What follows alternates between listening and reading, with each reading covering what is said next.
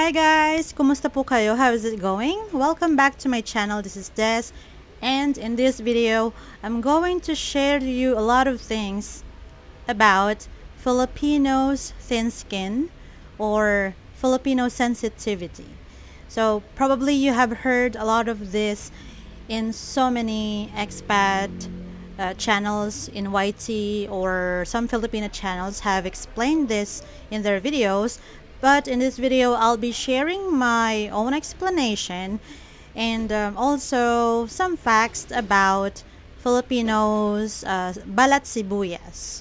So we use the term Balat-Sibuyas, which means skin of the onion or onion skin, to describe how sensitive Filipinos are. Okay, so before I give you a wonderful list that you might find informative later, I want to tell you something about Filipino sensitivity. Okay, so a lot of Filipinos love to criticize others, from stand-up comedy or comedy bars, teasing their friends, right? Or giving labels to relatives. But when it backfires to us, we get so mad. We erupt so bad, like crazily, and it's like we don't like it. You got my point, right? Like we love to insult others, but when those things when other people do those things to us, we just don't like it. Okay, so let's head on to the list. And this list that I'm going to give you are the topics or the things that you have to be careful about when you talk to a Filipino or Filipinas, because they might find your opinions insulting, an attack, or bad criticism, and they will just take it too personal. So enjoy this list, guys. So let's head on to number one. Okay, for number one, we have a topic about religious beliefs or religious practices in the Philippines. Okay, so a lot of you probably have heard, yeah, and you know that Philippines, majority of the people are Catholics. Okay, so everyone has their own religious belief naman, all right? But of course, it's a different story when you are invited to a Filipino's house. So if you ask a lot of questions regarding what you see there, especially the religious statues, right? Because if a Filipino family is so religious, you would see a lot of religious stuff from saints, Santo Niño, Rosary, Bible, and so on and so forth.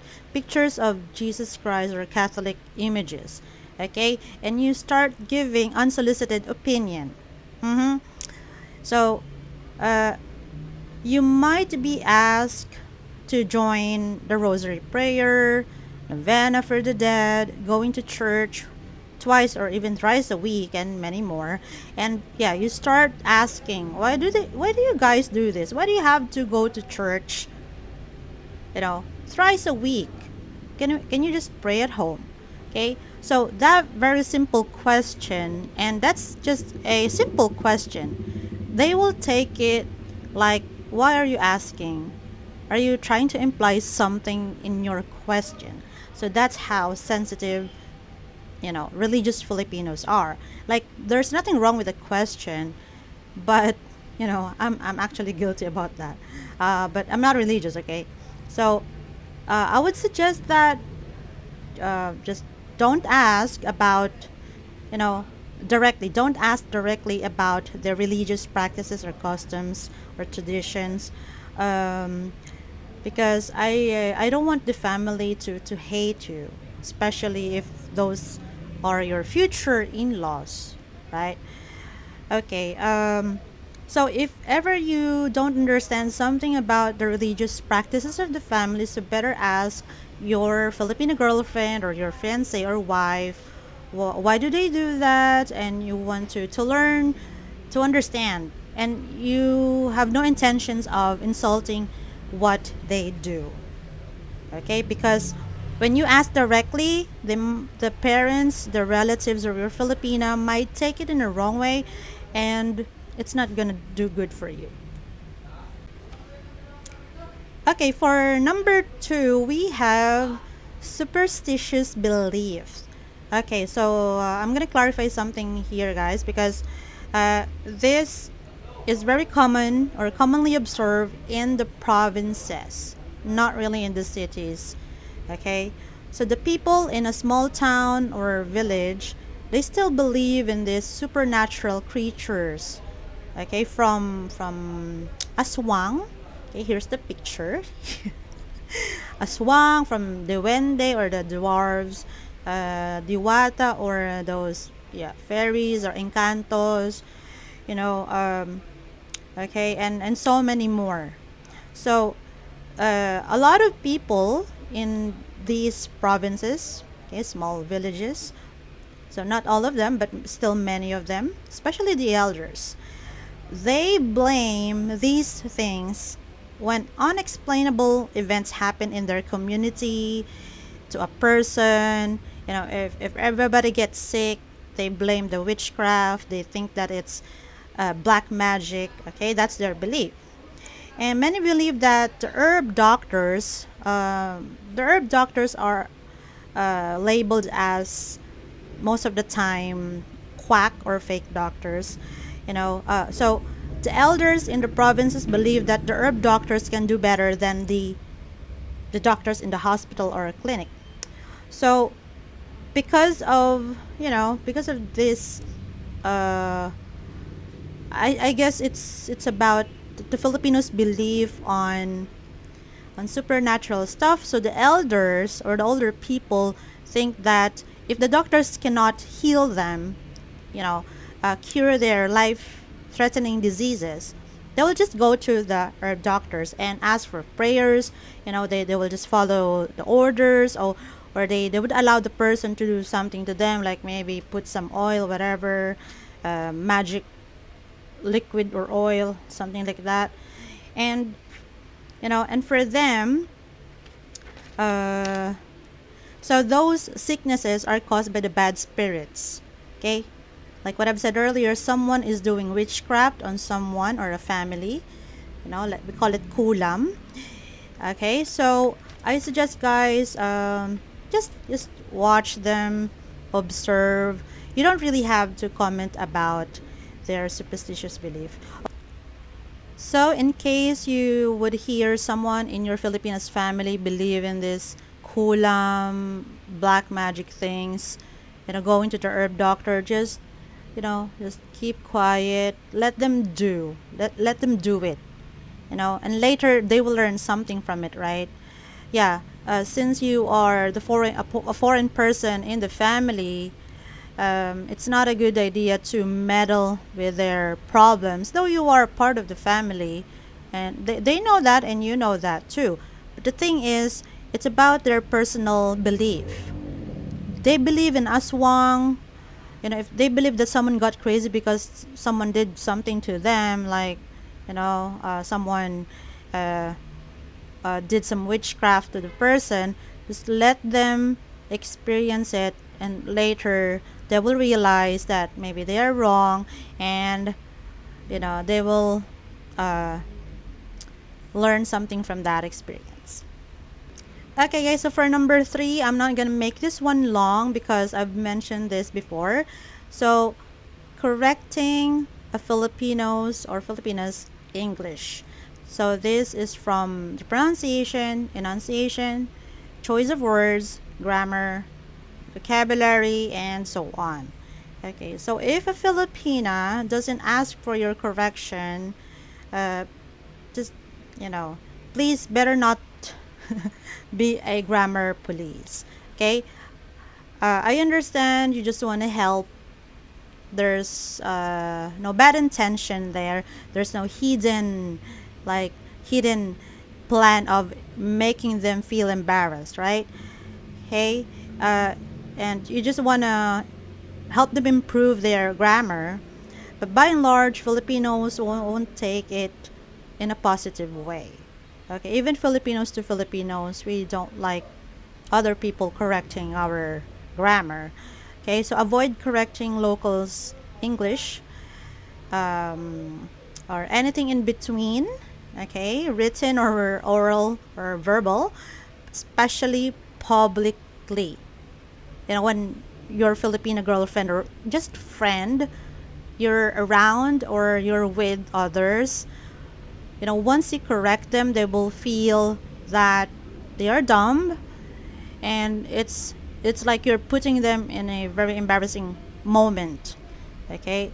And it could be interpreted as, you know, study more because your English is bad. Other Filipinos won't attempt to correct one's English unless it's a grammar school or a language school or a call center that offers English lessons or English communication skills training like that. All right. So let's head on to number 4. Okay, so for number 4, observation is a form of hate. You might, you might not like that. So I suggest that don't share the negative things, okay? Or maybe share 10 good things and then just mention one negative bad thing about the Philippines. Okay, so if you observe something wrong and it needs some attention, urgent attention, so try to say it in a calm manner, guys, because when you exaggerate your observation, it's not a good idea, okay? Especially you are a visitor in our country. Uh, like what I've said uh, for the first few minutes, Filipinos love to insult others, right? We do it to our friends and family. But when other people do that, regardless of the nationality, we feel so bad about that. So better talk to your Filipina, your Filipino family or the Filipina if you want to tell them something about, for example, um, a Filipino relative pretended to be a professional plumber, but he didn't really do the work well, or he didn't really fix the water pipes. Okay, so no need to confront the relatives. Maybe in the West, it's more, should I say, more open or more blunt because you have paid for a service, right? And you directly complain like, you know, you have paid for that service thinking that the person could fix it. But here, since it's the family, it's like there's an exception. All right, so better just talk to your Filipina. You know, say it in a calm manner. You don't have to yell. You know, uh, it's how you say it, right? Are you shouting? Are you yelling? Okay. So I'm telling to you this because the observations can put a bad image on you. So, for example, a local friend or your Filipina's cousin or uncle fixed their kitchen, okay, and he uh, he pretended to be a plumber, and you got agitated, and you want to talk to your Filipino or the family or the person, right? The person involved. So better not do that. Do not confront the person.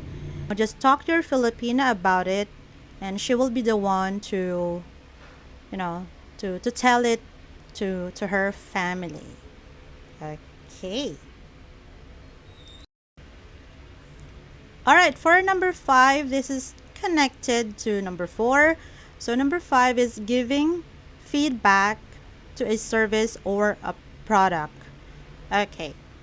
So the small businessmen and businesswomen won't take negative comments.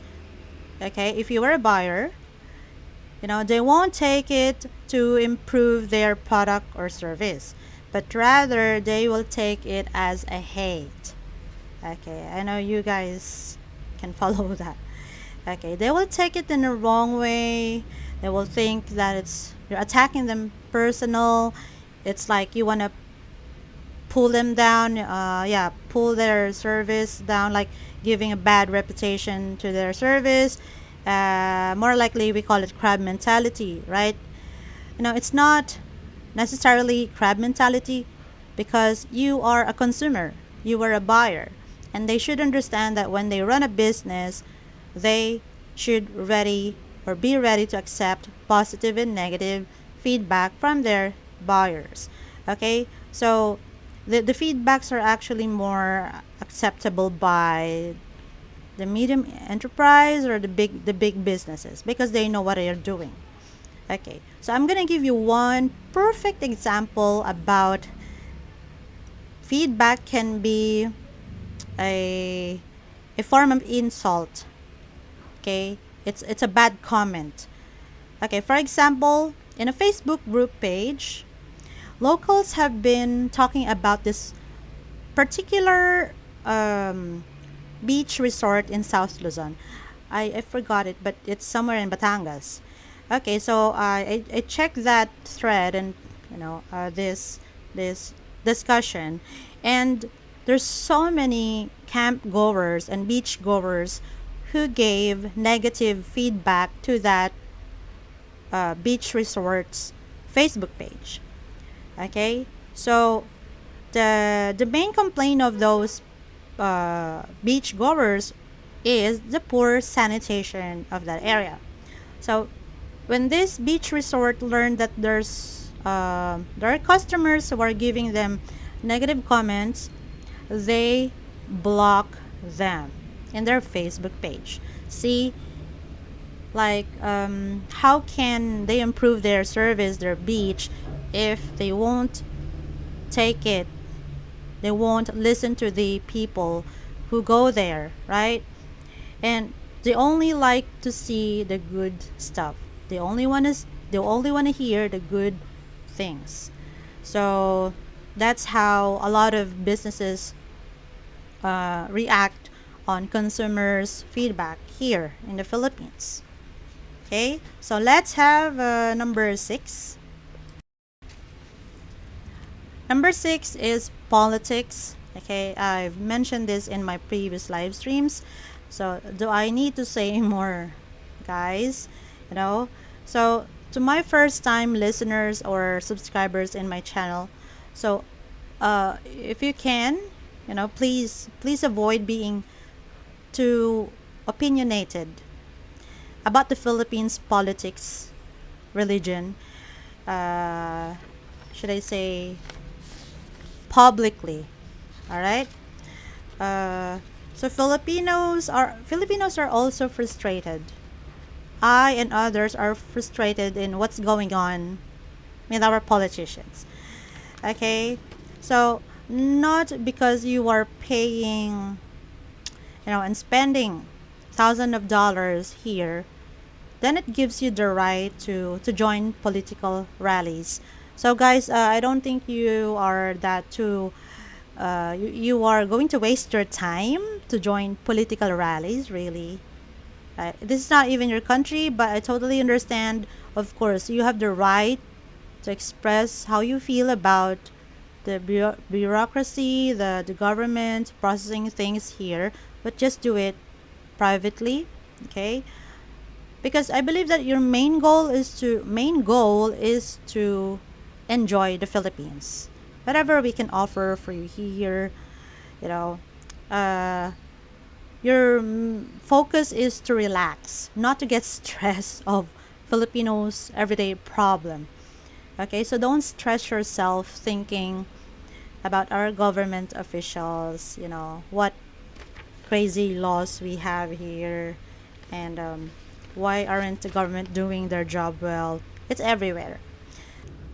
So everyone, before I end this video, I want to add a little bit more about this topic because this is so interesting, and I really want to explain this to you so you would understand Filipino sensitivity. Okay, so for me, I totally agree when an expat or a foreign individual say, "Oh, Filipinos are the most sensitive people." Okay, that's their opinion. Okay, so there could be other Asian countries or Asian people who are sensitive like Filipinos. Okay, for me, I'd say we value harmony or pakikisama. So that's very important in relationships for Filipinos, like friendship, family, couple, like that. Um, the confrontations are, are natural thing. It happens to everyone. But for Filipinos, confrontations can be taken too personal and it can be dragged for so many years. Like we will never forget that. Well, from me in general, it depends on who are you talking to. Okay, it can be whatever race, whatever uh, profession of a person, whatever work they have.